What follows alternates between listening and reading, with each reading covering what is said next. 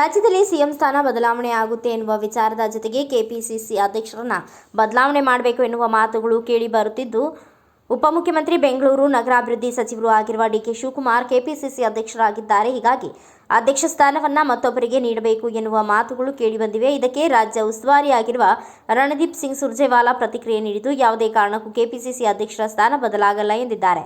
KPCC ಅಧ್ಯಕ್ಷರ ಬದಲಾವಣೆಯಾಗುವುದಾದರೆ ಅವರು ಯಾಕೆ ಆ ಸ್ಥಾನಕ್ಕೆ ಬರುತ್ತಿದ್ದರು? ಈ ವಿಚಾರದಲ್ಲಿ ಯಾವುದೇ ಬದಲಾವಣೆ ಇಲ್ಲ ಎಂದರು. ಬೆಳಗಾವಿಯಲ್ಲಿ ಮುಂದೂಡಿದ ಗಾಂಧಿ ಭಾರತ ಕಾರ್ಯಕ್ರಮ ಜನವರಿ 21ರಂದು ನಡೆಯುತ್ತಿದೆ. ಅದರ ಪರಿಶೀಲನೆಗೆ ಇಲ್ಲಿ ಬಂದಿದ್ದಾರೆ. ಬಿಜೆಪಿಯಲ್ಲಿ ಅಧ್ಯಕ್ಷರ ಬದಲಾವಣೆಗೆ ಯತ್ನಾಳ್, ರಮೇಶ್ ಜಾರಕಿಹೊಳಿ ಬಣ ಸಿದ್ಧವಾಗಿದೆ.